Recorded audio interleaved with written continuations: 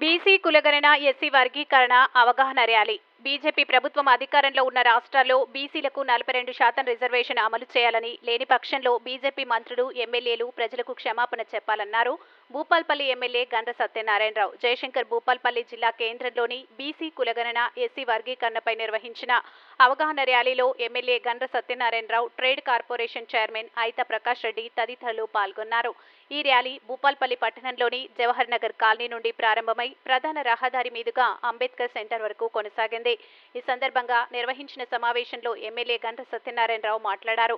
SC వర్గీకరణపై అసెంబ్లీలో తీర్మానం చేసి కేంద్రానికి పంపించిన ఏకైక ముఖ్యమంత్రి సీఎం రేవంత్ రెడ్డి అని అన్నారు.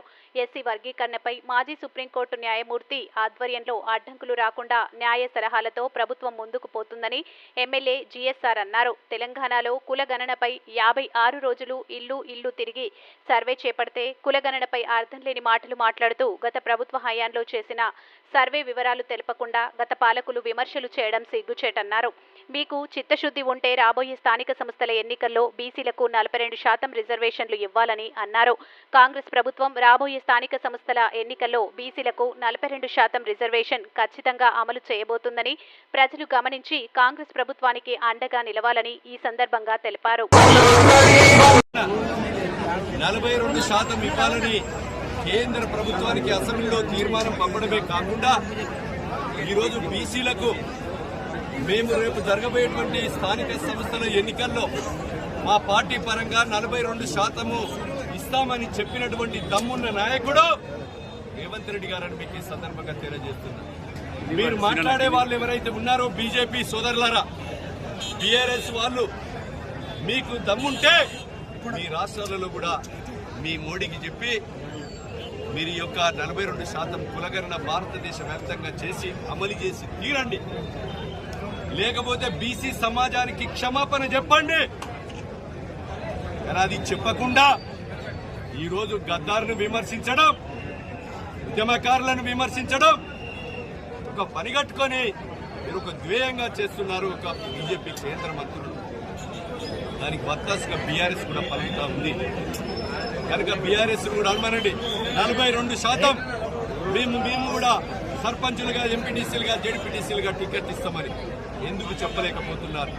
మేము ఖచ్చితంగా అమలు చేసి లెక్కలతో సహా మరి చేసి తీరుతామని కూడా మీకు ఈ సందర్భంగా తెలియజేస్తూ, ఈరోజు 30 సంవత్సరాల నుంచి 59 కులాలు, ఆ కులాలలో అట్టడుగున అణగారినటువంటి దళిత కులాలు ఏవైతే ఉన్నాయో, ఎస్సీ కులాలు ఏవైతే ఉన్నాయో వాళ్ళందరికీ కూడా న్యాయం జరగాలని పోరాటం ఆలోచన చేసి సుప్రీంకోర్టులో వేసేటువంటి వాదనకు న్యాయవాదులను ఒక కమిటీ వేసి పంపి ఈ ప్రభుత్వము సుప్రీంకోర్టు తీర్మానానికి మద్దతుగా అసెంబ్లీలో ఈ నెల 4వ తారీఖు నాడు తీర్మానం ప్రవేశపెట్టి ఆ వర్గీకరణ కూడా అమలు చేసి తీరడం జరుగుతూ ఉంది.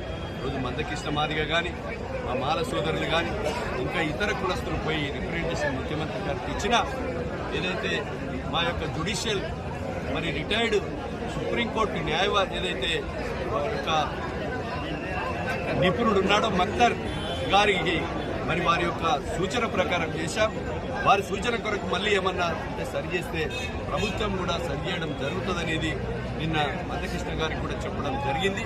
ఈ విషయాలను కూడా మరి 59 మరి ఎస్సీ కులస్తులు కూడా అర్థం చేసుకొని 56% ఉన్నటువంటి బీసీ కుల వర్గానికి కూడా మరి వాస్తవమైనటువంటి విషయాలు మీరు అర్థం చేసుకొని ఈ రాష్ట్రంలో ఉన్నటువంటి ప్రభుత్వానికి మీరు సహకరించే విధంగా ఉండాలని కోరుతూ ఈరోజు ప్రభుత్వం కూడా చిత్తశుద్ధితో అమలు చేసి ఈ పథకాలను మరి భారతదేశంలోనే తెలంగాణ రాష్ట్రము మరి చేసినటువంటి యొక్క వర్గీకరణ మీద కానీ, ఏబీసీడీ వర్గీకరణ, బీసీ కులగణన మీద చేసినటువంటి తీర్మానాన్ని కేంద్రం పంపినటువంటి ప్రవేశపెట్టిన తీర్మానాన్ని మా రాహుల్ గాంధీ మరి పార్లమెంట్లో ప్రవేశపెట్టడం, బీహార్లో మాట్లాడడం, ఉత్తరప్రదేశ్లో మాట్లాడడం, మరి అదేవిధంగా ఇతర కేరళలో మాట్లాడడం, దీన్ని ఆదర్శంగా కూడా తీసుకోవడం జరుగుతుంది. మా యొక్క 2029 అధికారంలోకి వస్తే కులగణన చేసి అమలు చేసి తీరుతామని కూడా చెప్పడం జరిగింది. ఈ విషయాలను సమాజం అర్థం చేసుకోవాల్సిందిగా కోరుతూ మరి బీసీ వర్గాలు, ఎస్సీ వర్గాలు కూడా అర్థం చేసుకుని ప్రభుత్వానికి మరి దీవెనలు ఇవ్వాలని కోరుతున్నాం.